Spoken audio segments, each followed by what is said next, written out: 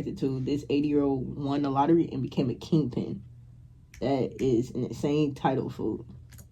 And man, let's get straight to it. This 80-year-old man won $3 million in the lottery, and instead of, retiring, he decided to become a drug kingpin. And I feel like I keep saying this, but this is one of the wildest stories I've covered in a while. What a diabolical way to spend your lottery earnings. But I guess this guy just kind of had LARP as the godfather on his bucket list, and that he definitely did. So let's start with the most bizarre part of Hey, 80 is crazy though. Like, bro, you trying to become a kingpin when you damn enough finna die. Like, twin, you what? You should have been doing this if this was the life you wanted to live. Story, which I already kind of mentioned, but John Eric Spivey, this dude was 80 years old when he started his empire. Most people don't even live that long, and this guy just decided to become a drug kingpin at the ripe age of 80. And his empire is what the judge later described as the largest counterfeit pill operation of its kind ever uncovered by the UK police. So hey, at least he became the greatest at something. But our story starts in 2010. So in 2010, John, he won 2.4 million pounds in the national lottery, which is about $3.3 million. So most people, after winning over $3 million, especially at the age of 80, would probably disappear into a quiet, comfortable lifestyle. I don't know what you guys would be getting if you won $3 million in the lottery, but I would get a house on a lake, a boat, and a Yeti 350 because I would be doing a lot of fishing. But I guess John Spivey over here, he looked at his lottery winnings and went, well... Oh, God, I'll take my money, go to the Maldives, or go to Dubai. Somewhere nice. Somewhere nice. Dubai is, nice, expensive luxury company. Like I said luxury company, luxury country. But, like the Maldives, no, you know what? I don't even know what I'm talking about. I take my money and go and settle down in Sicily, Italy, and live my life with the Italians, bro. No bullshit. That's genuinely what I would do. That's what I would do. I would go buy a nice house in Italy, and I'm going to be with the Italians, boy. Genuinely. I could flip this and make a whole lot more, and that he definitely did. The dude went full Breaking Bad. So according to prosecutors, Spivey used his winnings to modify his rural home, and he started adding industrial tablet presses, mixers, and packaging equipment worth thousands of dollars. Okay then. And no, this was not to make supplements. This guy decided to start manufacturing counterfeit diazepam, aka Valium, on an industrial scale. We're talking about millions of pills, tens of thousands per hour, and all of this was happening behind some frosted windows in what neighbors thought was just like a quiet elderly man's countryside property. And police later said the property looks... Hey, he had the perfect cover up though. He was elderly, so nobody would think this elderly dude was trying to become this fake drug dealer, because he's not selling real pills. They fakes. They're like, what, placebos, I guess? Because if they fake, they don't give the effect that the real pill gets. So I guess they're placebos. So peaceful from the outside, which makes things even crazier when they found out that they could have been churning out up to 400 million pounds worth of illicit counterfeit pills. I mean, just look at this house. you wouldn't really think you would have a massive drug lab in there, but also that's probably the goal of it. This is like a fairy tale looking house, the kind of house that you would expect some gingerbread cookies being made, or like an awesome stew. Now I want a good beef stew. I love a good beef stew. But yeah, I would expect a mean beef stew being whipped up there, not 400 million pounds worth of pills. I wouldn't even think beef stew. I just think there's some old people living up in there. That's what I think. It is some old people living up in there, for sure. This house is worth about 600,000 pounds, which was sitting comfortably on a quiet rural country lane. And there's even a garden and stable in the back of the house. So, quite interesting. I don't think this guy was strapped for cash at all before he started this, but I guess he just really wanted to see how far he could take life. But real quick, it's probably a good time to talk about something that nobody talks about until it's way too late, because just in the last couple of weeks, there's been multiple massive data breaches and leaks. Okay. This is it's easy data for over to take and added a new loan so you can go to... I'm really glad this helps. Further ado, Colin Spivey along with But as it turns out, Spivey was not alone. He roped in his son, John Colin Spivey, along with two other men, forming what authorities called a full-blown organized crime group. And his son is the guy on the left here, and honestly, he looks quite happy. I guess he just had some great last-minute father-son time. But what Spivvy Sr. dragged these guys into was way more than just making the product. They also made fake companies, fake websites, rented shipping containers, industrial units, and so on and so on. This was, or it seemed like, a large-scale criminal operation. And obviously, they dressed the whole thing up to look legitimate enough to move massive quantities of counterfeit pills. And apparently through all of this, Spivvy didn't even act like he was worried about raising any alarms. The dude apparently was not worried about consequences at all. Like, even in group chats, he joked around saying that Elon and Jeff better watch their backs because they were making so much money now. So, okay then. So, I mean, that's interesting. That I guess he thought that this could just be like, what was he thinking here? Was he planning on IPOing? Like, what? Man, maybe he was gonna try to make it a legit company out of a illegitimate company. Hey, ain't that what Kingpins be doing? They be putting on like a front company, like they'll have like a hotel chain or a bar chain or a club chain, and then have a whole illegitimate operation going on the side, folks. So I mean, shit, maybe he was trying to. Hey.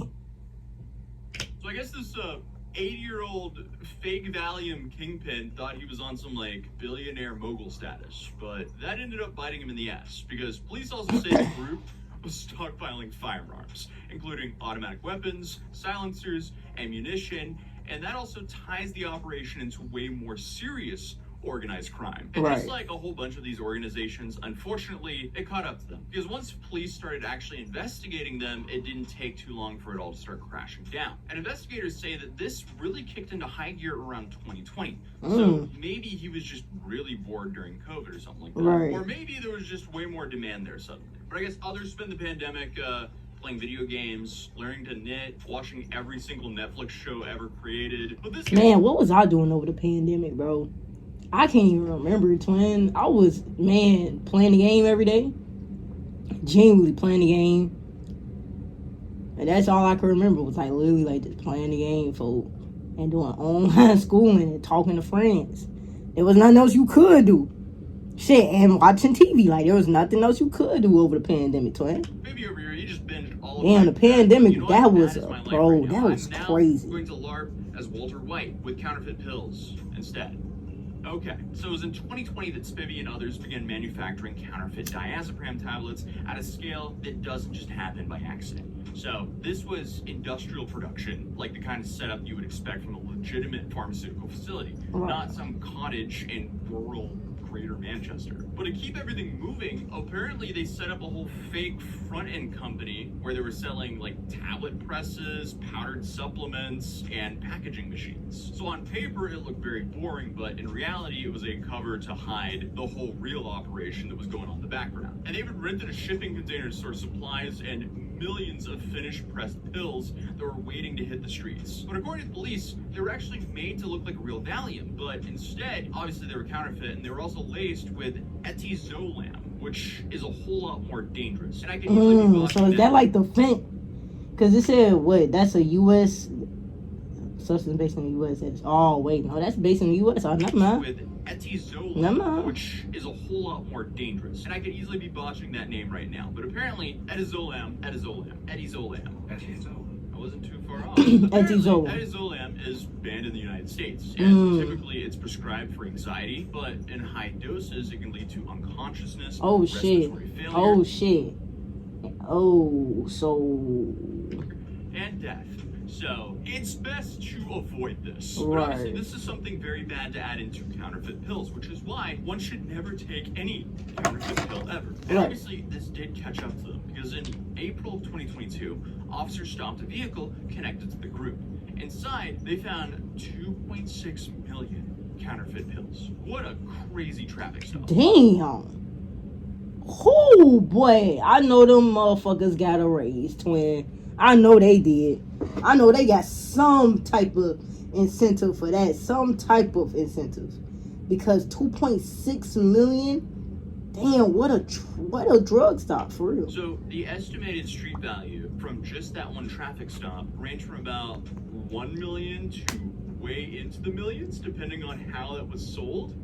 So that's some serious weight to have in one vehicle. So obviously, police were pretty shocked when they found this amount. This isn't some like side hustle type amount. No, this is like a full-scale criminal organization. So, yeah, they went all in this case. So the following month, the police executed warrants on several locations, including Spivey's property. And what they uncovered literally reads like an inventory list from a crime drama. Industrial pill presses, mixed equipment, raw chemicals, packaging materials, cash. And police later said the group had access to weapons, including automatic rifles, submachine guns, pistols. Damn. The fuck was y'all finna do with those?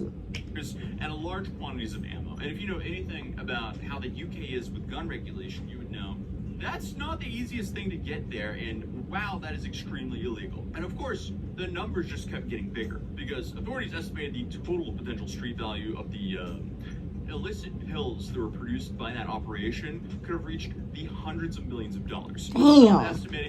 Hey, bro, I mean, he was hitting that stay. If he would have kept that shit going, and he would have did it right, I mean, shit, he would have been hitting the billion, and not Jeff Bezos, because Bezos they in 100 of billions, and what?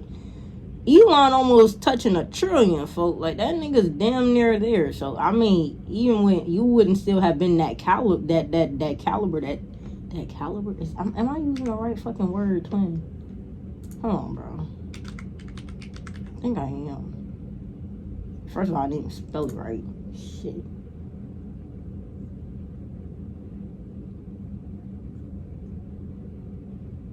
I'm not using that. Oh my god, I'm not using the right word. Okay, folks. He wouldn't have been in that same, like, status as them. But that was just funny. That was just like a fried moment right there. But he would have been hitting $1 billion soon if he would have kept that shit going all the time. I mean, shit. They made about $400 million in pressed pills. 400 mil though. This was the largest production of drugs. That's a lot of fucking money. Covered by the police in the UK. 400 million. I mean, shit. If he was that trajectory. Hey, if he would have kept going at that trajectory, I mean, shit, he would have been touching the bill soon. That drug operation would have been touching $1 billion soon. At that trajectory, bro, they got just 400.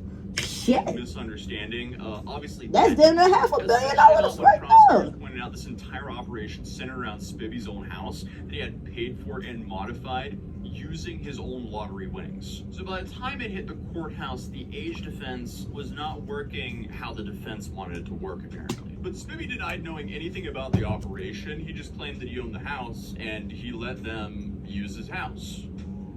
Okay. It was essentially like, I'm 80. I don't know what these damn kids are doing in my basement, except with a British accent. I don't know, love. I'm 80. I don't know what these young chaps are doing in my basement, innit? I feel like... In it? In it as a word. I'm trying to think of like how a British old man would react. Oh, I don't know. Oh, I don't know.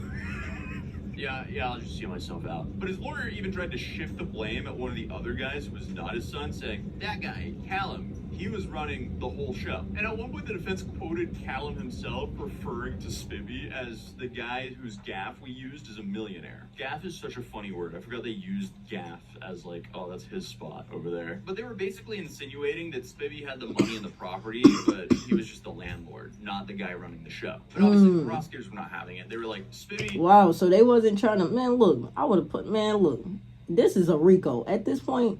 and I'm like, y'all was not trying to have him take the blame. Nah, folk, he knew what he was doing. His old ass getting into this game. Like, I don't know why you did this anyway, partner. You won 3.3 mil. You could have bought you a nice little retirement house on any island and just stayed there for the rest of your days, living a peaceful life. But no, you chose to live this dangerous shit.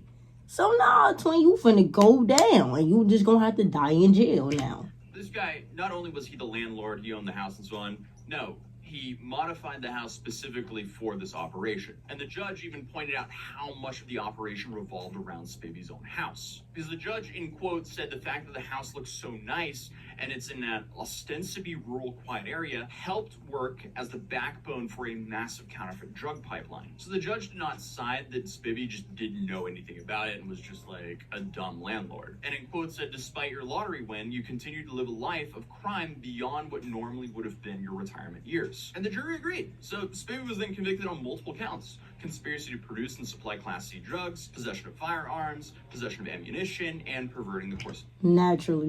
of justice. And when sentencing came down, he got a pretty big number, essentially a life sentence, because he got 16 years and 6 months in prison. Yeah. You're most likely gonna die in prison, fam.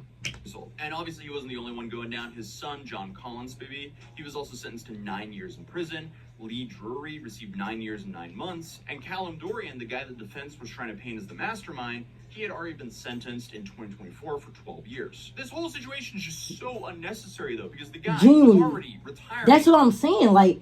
You genuinely chose. This was so optional. Like, this was such an optional choice.